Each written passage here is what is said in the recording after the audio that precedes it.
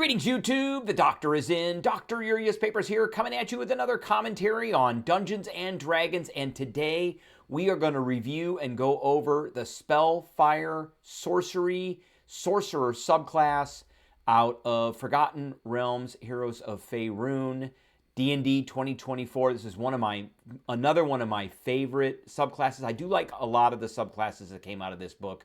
They're pretty good. They're not bad at all. So we got a lot to go over, a lot to talk about. Stay tuned and don't go anywhere.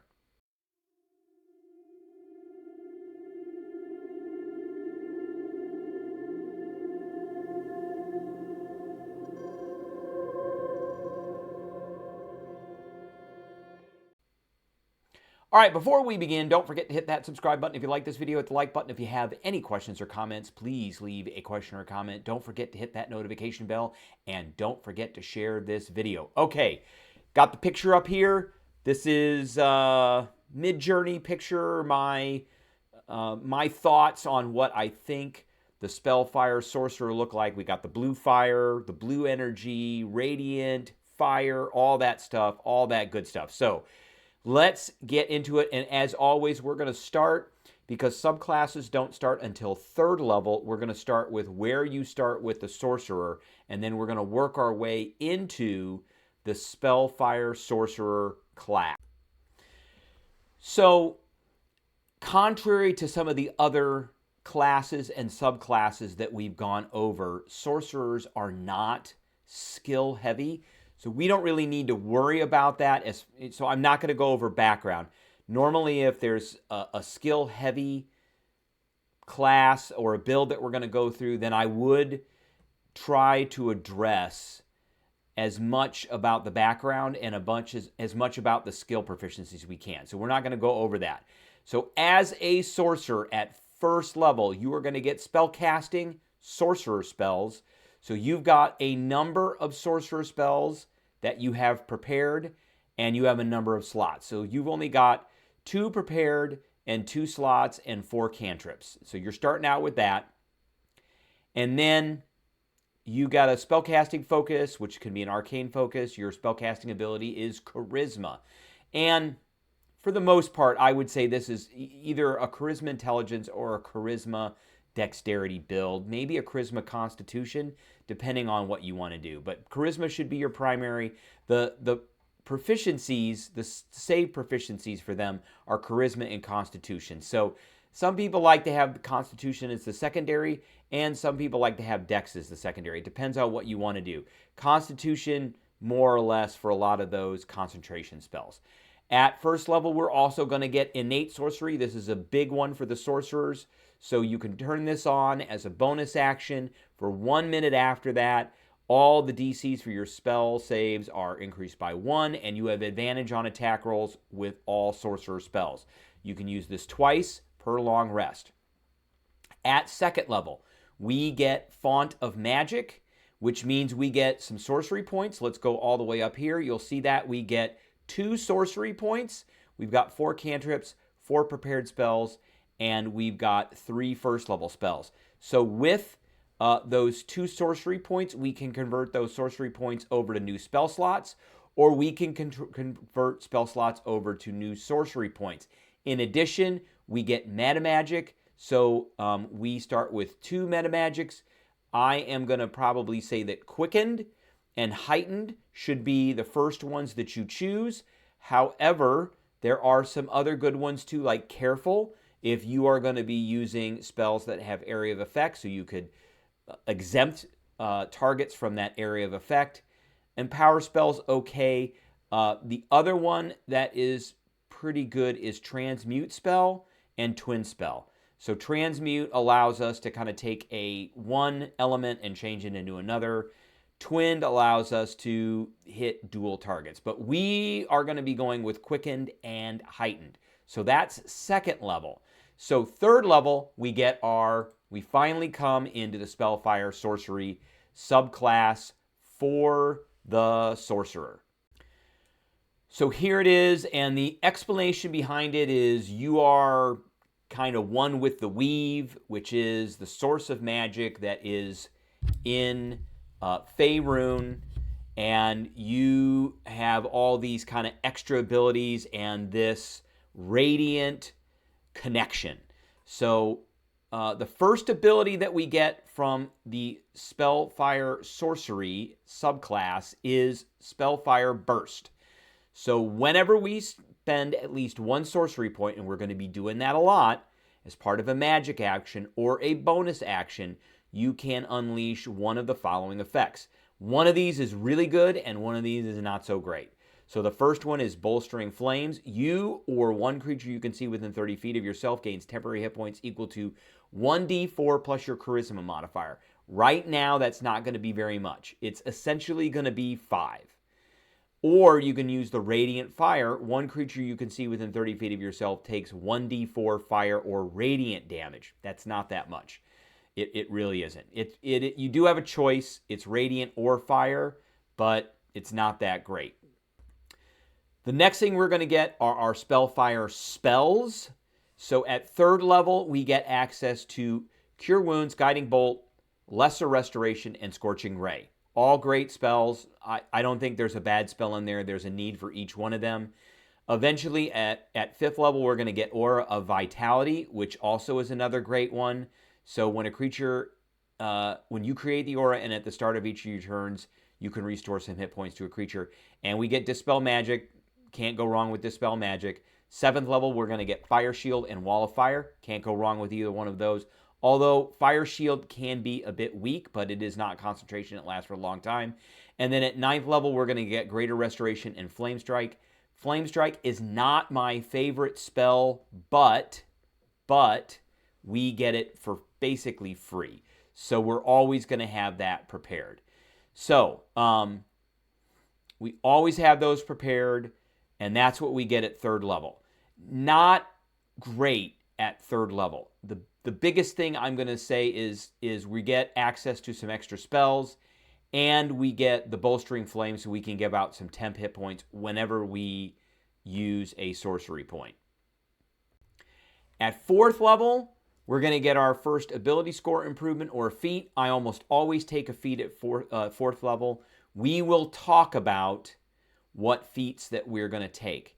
At 5th level, we get Sorceress Restoration. So when we finish a short rest, we regain expended sorcery points, but no more than half our sorcerer level, which at this point is 2. So we really have an ability to get a lot of sorcery points. At 6th level, which is kind of a blank slot for these guys, we're getting a subclass feature. So let's go back over here and let's look and see what the Spellfire Sorcerer gets at 6th level. They get this ability called Absorb Spells. We always have Counterspell prepared, so we don't have to worry about it, and that's a good one too. So we've got Dispel Magic and Counterspell always prepared now. We don't have to worry about it, and we will use them if we need to, so they're not going to take up a prepared slot. Additionally, whenever a target fails a saving throw against Counterspell, and remember, they nerfed Counterspell, so now the creature has to make a con save on a failed save. The spell dissipates with no effect, and the action, bonus action, reaction used to cast it is wasted, but the spell slot is not expended, which the old Counterspell was much better. But it is what it is. So if they fail that Constitution saving throw, we regain 1 to 4 sorcery points. That is pretty good, because we are going to be using Counterspell quite a bit. Now, we don't get another ability until we get to 14th level, so let's jump back over to the Sorcerer, and let's go back down here and go through that. At 7th level, we're getting Sorcery Incarnate. If you have no uses of Innate Sorcery left, you can use it if you spend 2 sorcery points when you take a bonus action. In addition, while our Innate Sorcery is active, we can use 2 meta magic options on each spell instead of 1, which is pretty good. Now, 7th level, then we jump all the way to 19th level. So let's take a look at 8 and up. So at 8, we get another ability score or feat. That depends on what you want. At 9th level, we don't really get anything other than some prepared spells, a sorcery point, and we get a 5th level spell. At 10th level, we get another meta magic. So remember I said quickened and heightened, and then maybe like transmute or twinned or careful, something like that. At 11th level, we are getting another sorcery point, and we're getting 6th level spells. At 12th level, we're getting another ability score improvement. At 13th level, we're getting sorcery points, and we're getting a 7th level spell. And then we jump all the way to 14th level, where we're going to be getting our next subclass feature. So we get Honed Spellfire. Your Spellfire Burst improves, and this is where it gets pretty ridiculous. So we now add our Sorcerer level to the temporary hit points gained from Bolstering Flames. So now that turns into temporary hit points equal to 1d4 plus Charisma plus our level. And at that level, it's 14. And at 14th level, your Charisma modifier should be about a +5, which means this is going to be 2.5, this is going to be 5, 7, plus 14, so for a whopping 21 temporary hit points. And then the damage from our Radiant Fire, which is Radiant or Fire damage, your choice, is a D8, which is terrible. That's horrible. So the 14th level one, great. And for the temporary hit points, the damaging one, not so hot. All right. At 15th level, we're getting a spell point, and we're getting 9th level spells. 16th level, all right, I'm sorry, we're getting 8th level. We're getting 8th level spells. I forgot that there's another column over here. 16th level, we're getting another ability score, or we're getting a feat. At 17th level, we're getting another meta magic, and remember, we can use 2 at a time. And then at 18th level, we're getting our last subclass feature, which is Crown of Spellfire. So when we use innate sorcery now, so this is tied to innate sorcery. So I like how these are either tied to using a spell point or using innate sorcery, which are things that you're, as a sorcerer, you're going to do constantly. So if we use innate sorcery, we can alter it and infuse ourselves with the essence of Spellfire. So once you use this feature to alter innate sorcery, you cannot use it again until you finish a long rest, unless we spend 5 points. And we've got a lot of points at this level. At this level, at 18th level, we've got 18 points. So 5 points is really not that big a deal. And we're getting some points back at a short rest. Just remember that. So we've got Burning Life Force. Once per turn, when you're hit by an attack roll, you can expend a number of hit point dice up to maximum equal to Charisma modifier, which again should be a +5. Roll those dice and reduce the amount of damage of that attack. So we're going to do 5d6. We also get a fly speed. So this is not, you get one of these. You get all 3 of these. We get a fly speed of 60 feet, and we can hover. And we get this thing called Spell Avoidance. When you're subjected to a spell or a magical effect that allows you to make a saving throw to take only half damage, you instead take no damage. So spell or magical effect. So this is essentially evasion for everything as long as it's a spell or a magical effect, no matter what saving throw we're doing. So we either take no damage or half damage on a fail. You cannot use this benefit if you have the incapacitated condition. And that's for every spell or magical effect that touches us for 1 minute, because it's procced to innate sorcery. Okay, so that is the whole shebang. Now, what feats do I think are going to go well with this particular subclass? Now, these might go well with just about any subclass, any sorcerer subclass. I like these a lot, and there are reasons why I said that we're going to take quickened and heightened. Okay, Cold Caster. So we can't take this until we're 4th level. We get a bump, which is going to be Charisma, and we learn Ray of Frost, so we don't have to take that one. And Ray of Frost is a good one. Range of 60 feet, does some cold damage, and it reduces speed. That's good. So we get that one. And once per turn when we hit, now remember when we're doing innate sorcery, we have advantage on attack rolls. So once per turn when you hit a creature with an attack roll and deal cold damage, Ray of Frost magically does cold damage, you can temporarily negate creature's defenses. The creature subtracts 1d4 from the next saving throw it makes before the end of your next turn. We use our action to use Ray of Frost, and then we quicken a spell to use our bonus action to hit them with a spell that is going to require a saving throw. And we can heighten that spell too, because remember, we can, at a certain level, we can use 2 meta magics. I believe that is at 7th level that we can do that. There it is right there, Sorcery Incarnate. So we can quicken and heighten a spell at the same time, which is awesome. So not only are they going to have disadvantage, but they're going to subtract 1d4 from that roll that counts.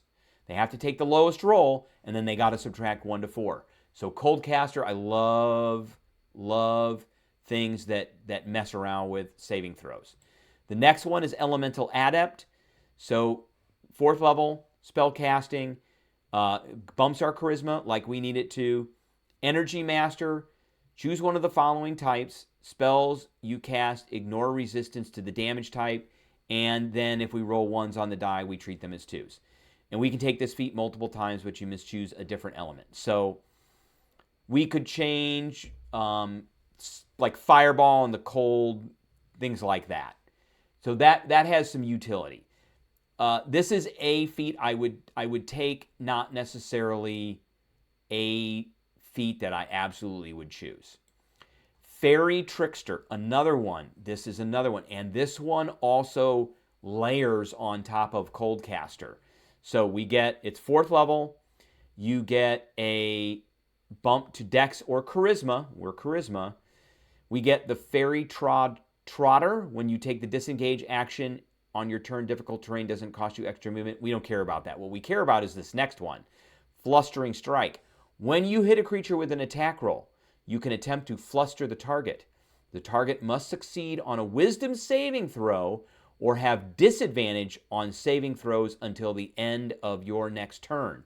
So guess what we can do with that? Coldcaster we could use Ray of Frost, and when they get hit, they're going to get a penalty to their saving throw. And then because Ray of Frost is an attack roll, they're going to take disadvantage. So we don't have to use Heightened on this one. We can just give it to them. Now, the advantage of Heightened is that Heightened applies to every single saving throw that creature is going to have to make. And it's one creature, but it's that creature is going to have to make for that spell. So, and the other thing is you can benefit a number of times equal to your proficiency bonus and regain all expended uses when you finish a long rest. So Fairy Trickster's another great one. I would absolutely figure out a way to get Fairy Trickster and Coldcaster onto a sorcerer character, and I like both of these for the Spellfire Sorcerer. So, and one of the things I do like about that is the fact that we have Counterspell prepared, and we can put all this stuff on our turn to the creature, and then if we get a spell that we want to counterspell, they're going to have a whole bunch of penalties on that Constitution saving throw. All right, the other one is Warcaster, another great feat. We get a bump to Intelligence, Wisdom, or Charisma. We have to be 4th level, and we have to be a spellcaster, which we are. You have advantage on Constitution saving throws. Everybody likes that. You need that. And then we can, when a creature provokes an attack of opportunity by leaving your reach, you can use a reaction. That doesn't happen so often. And you can perform the somatic component of spells even when you have a weapon or a shield in one or both of your hands. So that's an important one. So Warcaster is a good one. So that is pretty much the Spellfire Sorcerer. I think with this one, for a grade, we are going to give it, let me get the grade up here, rating track and the arrow. We are not going to give this an A. I think we're going to give this a B+. I like this one. It's not an A. It's not the wild magic sorcerer. I do like the wild magic sorcerer. I know a lot of people like clockwork sorcery. I think this one is probably even-ish with the clockwork sorcerer. I would give wild magic an A. I would give clockwork sorcerer an A-, and I would give this one a B+. I think the ability to give out temporary hit points is pretty strong, And the spell list is really good, and having counterspell all the time is really good as well. And then once you get to this honed Spellfire, then you get this massive influx of temporary hit points. Getting to the crown of Spellfire is, you have to essentially be a straight sorcerer. So I think that's there. So, all right, that is the video that I have for everybody today. I appreciate everybody tuning in, and I will catch everybody later.